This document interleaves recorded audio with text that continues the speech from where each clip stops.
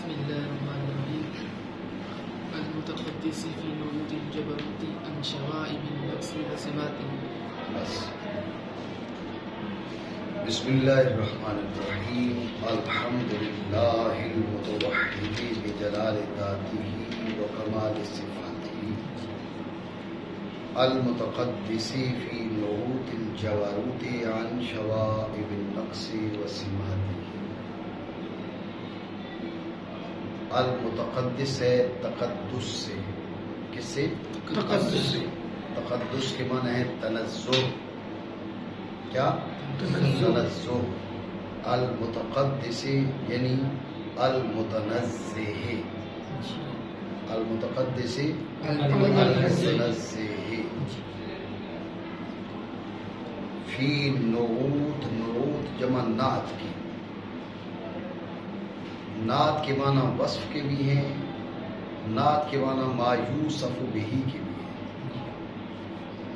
نعوت جمع نعت کی، نعت کے معنی وصف کے بھی ہیں اور نعت کے معنی ما یوصف بہ کے بھی ہیں.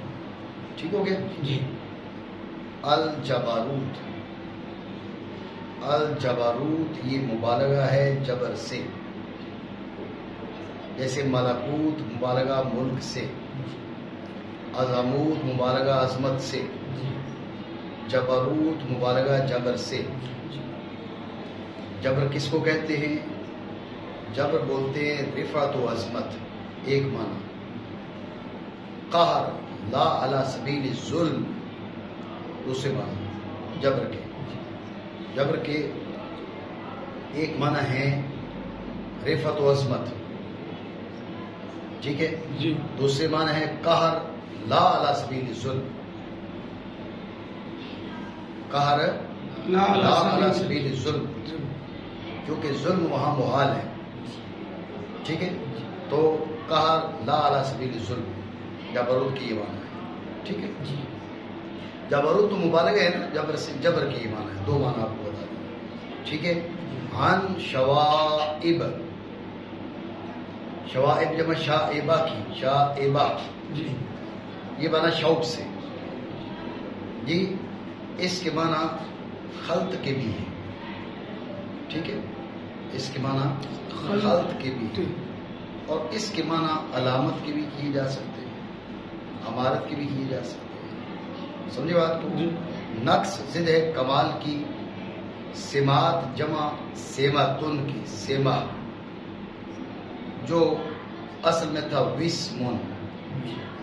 وسمن سے سیماتن، وعدن سے عدتن، وصفن سے صفتن، وسمن سے سیماتن علامت.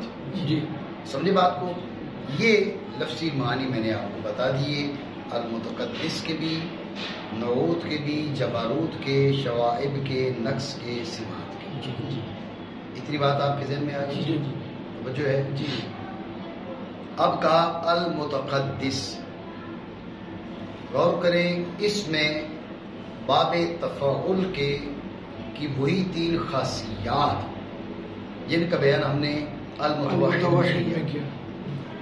المتوحد کے بجائے الواحد کیوں نہیں کہا؟ جواب میں ہم نے تین چیزیں بیان کی تھی کہ باب تفاعل کی خاصیات میں سے ایک خاصیت ہے طلب ماخذ. ٹھیک ہے، طلب ماخذ. تو المتوحد کے معنی کیا ہوگے؟ جس کی ذات وحدت کی متقاضی ہے. جس کی ذات وحدت کی متقاضی ہے. المتقدس جس کی ذات نزاہت کی متقاضی ہے. جس کی ذات نزاہت کی متقاضی ہے. ٹھیک ہے نا. تنزہ جس کا مقتضی ذات ہے. بات سمجھے؟ اور تقدس تفاعل دوسرے معنی کیا تھے؟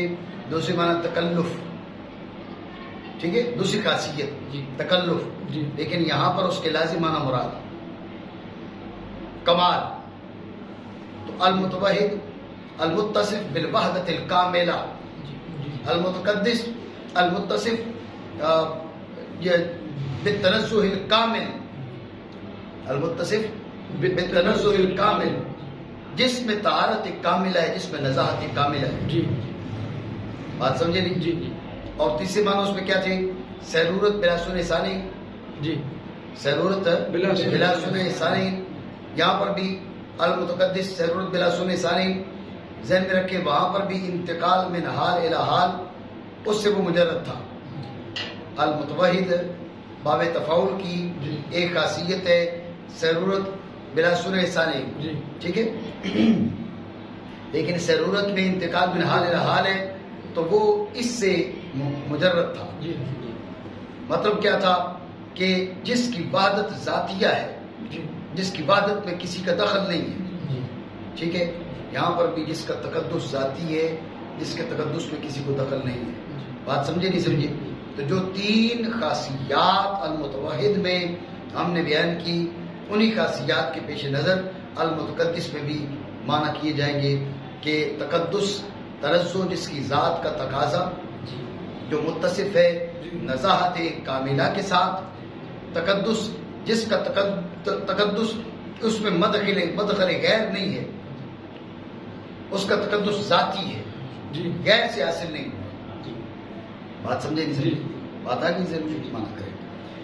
جو متقدس ہے جباروت کی صفات میں نقص کی ملاوٹ اور نقص کی علامات سے پاک ہے. المتقدس پاک ہے، وہ منزہ ہے. بات سمجھے؟ اتنی بات آگے سے یہ ہماری المتقدس کے بارے میں تفصیل ہو چکی.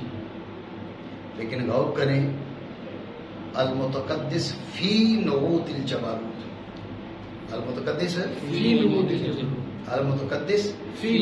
نعوت الجبروت. سوال ہے کہ فی تو برائے ظرفیت ہے، فی کے معنی تو ظرفیت کے ہے، تو فی کا مدخول فی کے متعلق کے لیے ظرف ہے. زید فی الدار، زید فی الدار، دار زید کے لیے ظرف ہے، زید مظروف ہے.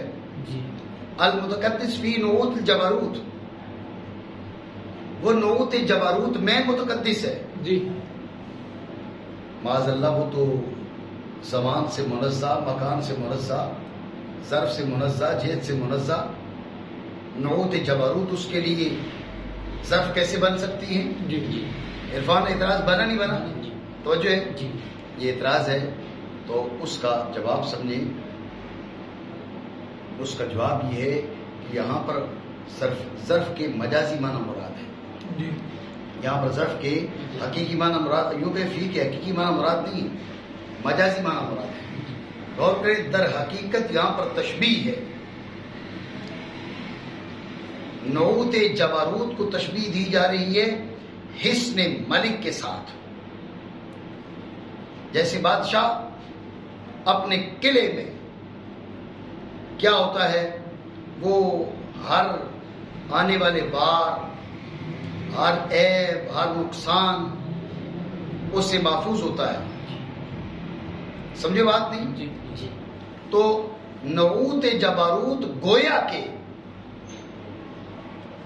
اس ملک الملوک کے لیے، اس شہنشاہ کے لیے نعوت جبروت یہ حسن ملک کی حیثیت رکھتی ہے. حسن ملک، بادشاہ کا قلعہ، اس میں بادشاہ ہو تو وہ دیکھیں نا، اس کو کمال حفاظت حاصل، ایسا نہیں ہے؟ اس کو کمال حفاظت حاصل، وہ محفوظ، کوئی آنے والی نقصان دہ چیز اس تک پہنچ نہیں سکتی. تو گویا کہ نعوت جبروت ذات باری تعالیٰ کے لیے حسن ملک کی حیثیت رکھتے. تشبیہ ہے نا، گویا کہ نعوت جبروت ذات باری تعالیٰ کے لیے حسن ملک کی حیثیت رکھتے ہیں. جیسے ملک حسن ملک میں، ملک اپنے حسن میں اس کو نزاعت حاصل ہوتی ہے ارد گرد کی اشیاء سے. تو ذات باری تعالیٰ کے لیے نعوت جبروت کی حیثیت گویا کہ حسن کی ہے، وہ نعوت جبروت میں ہے. کمال وہ اس نعوت جبروت میں کمال نزاہت کیا ہے، اس کے ساتھ وہ متصف ہے. بات سمجھے نہیں سمجھے؟ بات سمجھے بھائی؟ دوبارہ سمجھے توجہ سے. اعتراض یہ تھا کہ المتقدس فی ہے ظرفیت کے لیے، فی کا مذکور فی کے متعلق کے لیے ظرف زید فی الدار. آپ نے کہا المتقدس فی نعوت الجبروت، نعوت جبروت ذات باری تعالیٰ کے لیے ظرف. اعتراض یہ ہے کہ ذات باری عزت اسمو زمان سے پاک، مکان سے پاک، جہت سے پاک، اس کے لیے ذات باری تعالیٰ کے لیے ظرفیت کا اس بات کیسے کیا جا سکتا ہے؟ معاذ اللہ من ذالک، یہ تو اہل سنت کے، اہل اسلام کی فکر کے سراسر خلاف ہے. بات سمجھے؟ المتقدس فی نعوت الجبروت، نعوت جبروت کو متقدس یعنی ذات باری تعالیٰ کے لیے آپ ظرف بنا رہے ہیں، یہ درست نہیں ہے. اعتراض سمجھے؟ یہ اعتراض ہے تو اس کا جواب یہ ہے کہ فی یہاں پر حقیقی معنی میں نہیں ہے، مجازی معنی میں ہے. فی حقیقی معنی میں نہیں، مجازی معنی میں. یہاں پر گویا کہ تشبیہ ہے. وہ کیسے؟ نعوت جبروت کو حسن ملک کے ساتھ تشبیہ دی جا رہی ہے. حسن ملک میں ملک کو ملک محفوظ ہوتا ہے، ٹھیک ہے نا؟ حسن ملک میں ملک محفوظ ہوتا ہے، بادشاہ محفوظ ہوتا ہے. تو گویا کہ نعوت جبروت کو تشبیہ دی حسن کے ساتھ. تو بادشاہ اپنے حسن میں محفوظ ہے، بادشاہ اپنے حسن میں محفوظ ہے.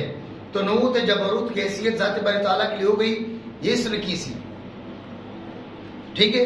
نعوت جبروت میں وہ کمال تقدس اور کمال نزاہت کے ساتھ متصف ہے. بات سمجھے نہیں سمجھے؟ یہ بات سمجھانے کے لیے کہا المتقدس فی نعوت الجبروت، نعوت الجبروت کی حیثیت وہاں پر ایسی ہے جیسے قلعہ ہے، جیسے حسن ہے بادشاہ کے لیے، وہ بھی شہنشاہ ہے. بات سمجھے جی؟ مانا کریں متقدس ہے جبروت کی نعتوں میں، توجہ ہے نہیں؟ نعوت جمع نعت کی میں نے معنی آپ کو بتا دی، جبروت کے معنی بھی آپ کو بتا دیے، دو معنی. توجہ ہے؟ مراد پھر کیا ہے نعوت جبروت سے؟ نعوت جبروت سے مراد کیا ہے؟ غور کریں.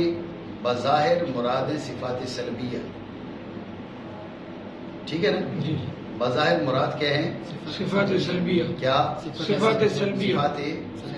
صفات سلبیہ. حل بتائی تھی نا صفات سلبیہ. جی ہاں، تو پھر ڈر ڈر کے کیوں بول رہے ہیں؟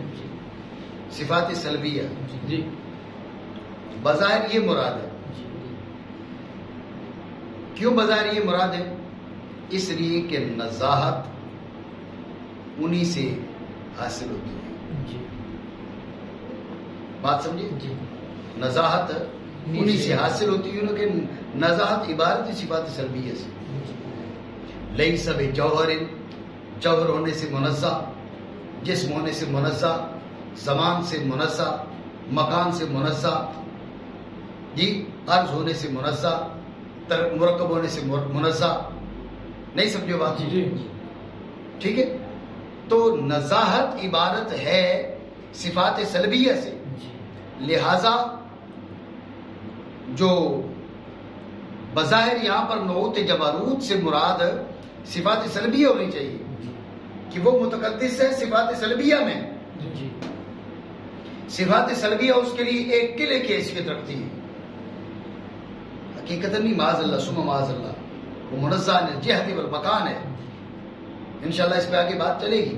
اور یہ بھی بات ذہن میں رکھے، یہ ابن تیمیہ کے مقلدین ہیں، اس کو ماننے والے نظریات میں یہ مجسمہ ہیں، یہ مشبہہ ہیں. ہمارے لوگ سمجھتے ہیں شاید میرا 11ویں 12ویں کا مسئلہ، ایسی بات نہیں ہے. 11ویں 12ویں کا مسئلہ نہیں ہے. ابن تیمیہ اور اس کے مقلدین باب صفات میں گمراہ ہیں، اہل سنت کے منہج سے بالکل ہٹے ہوئے ہیں. بات ذہن میں رکھیں. ٹھیک ہو گیا؟ ان میں کوئی خرابی نہیں ہے، بے شمار خرابی ہے. اور ابن تیمیہ انتہائی جو ہے وہ بدترین ناسبی ہے. مولا کائنات کے خصائص مانتے ہوئے اس کو تکلیف ہو جاتی ہے.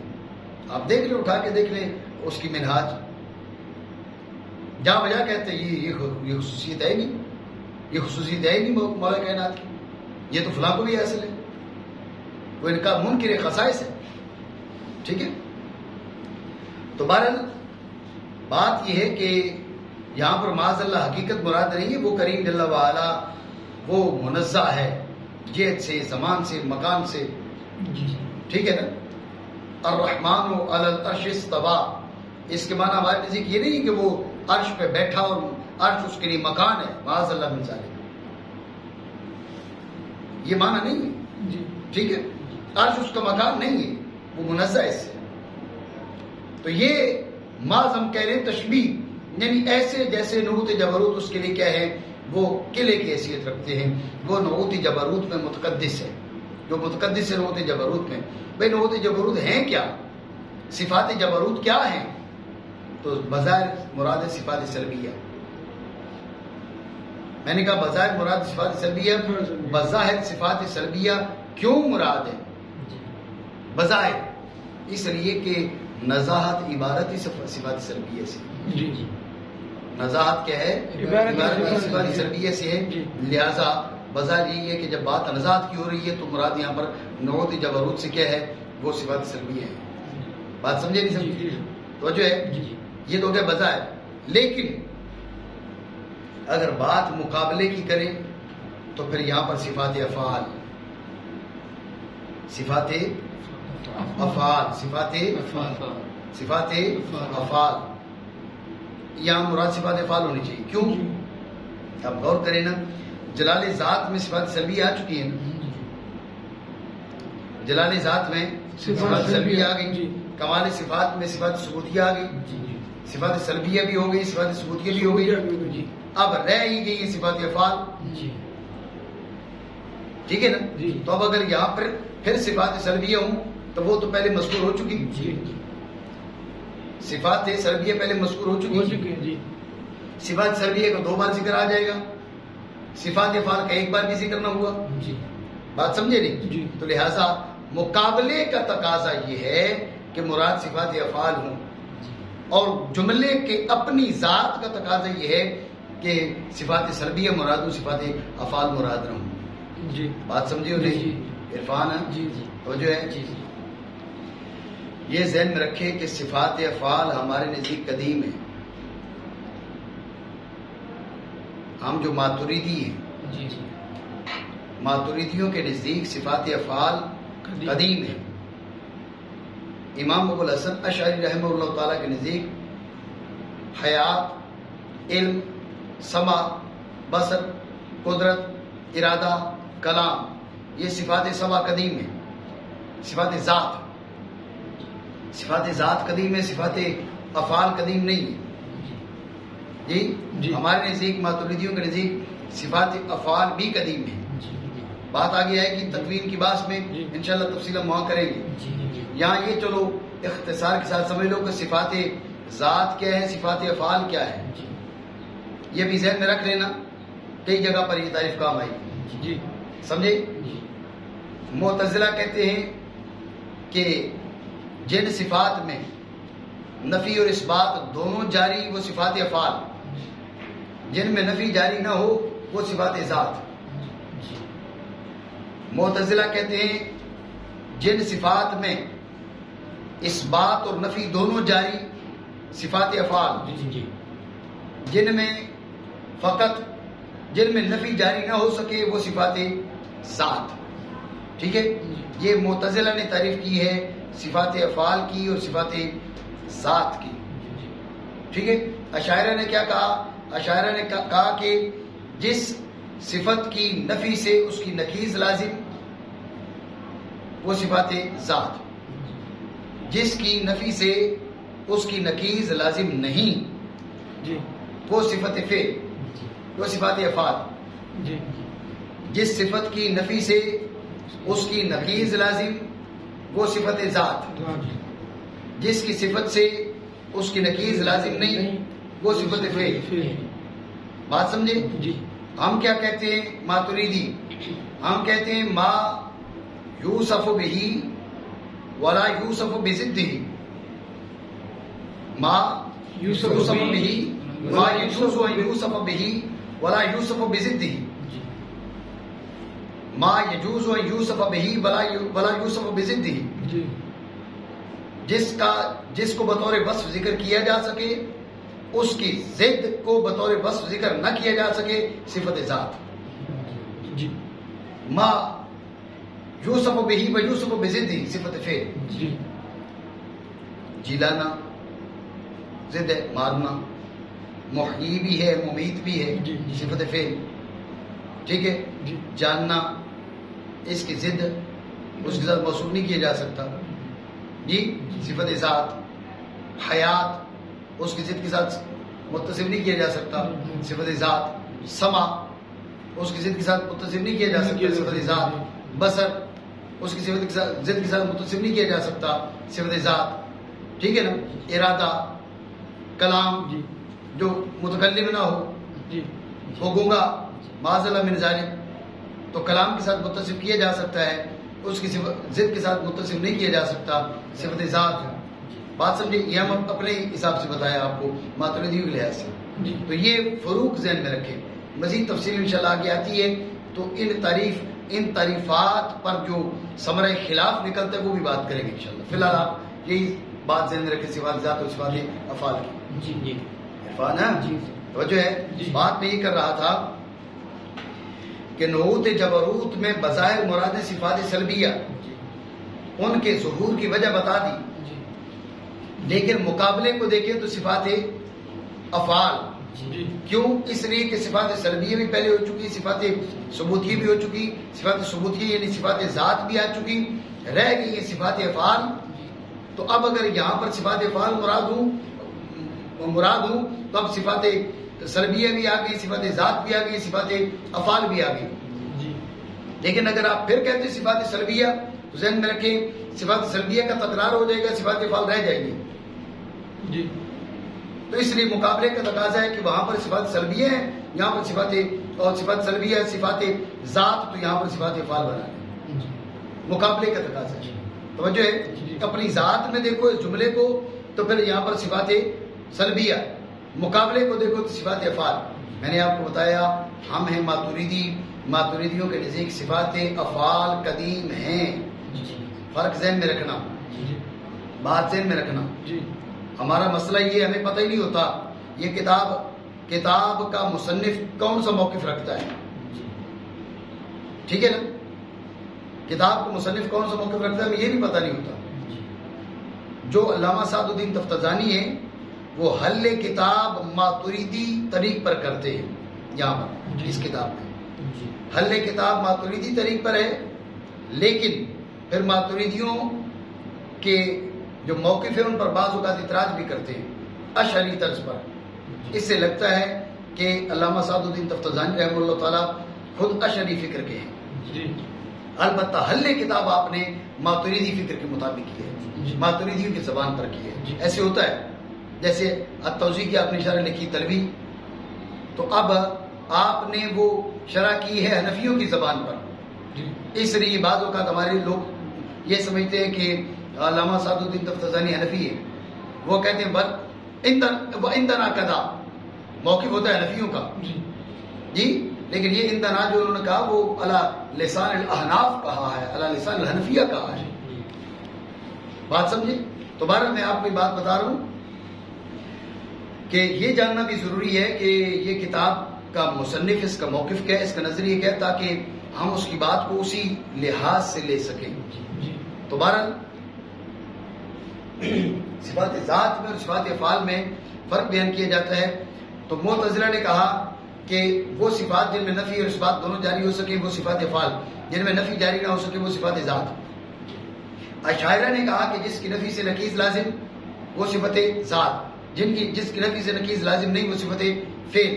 ہم ہیں ماتریدی، ہم نے کیا کہا؟ ہم نے کہا کہ ما یجوز ان یوصف بہ ولا یجوز ان یوصف بضدہ، جس کو بطور وصف لایا جا سکے اس کی ضد کو بطور وصف لایا نہ جا سکے یہ صفت ذات. ما یوصف بہ و یوصف بضدہ یہ صفت فعل. بات سمجھے.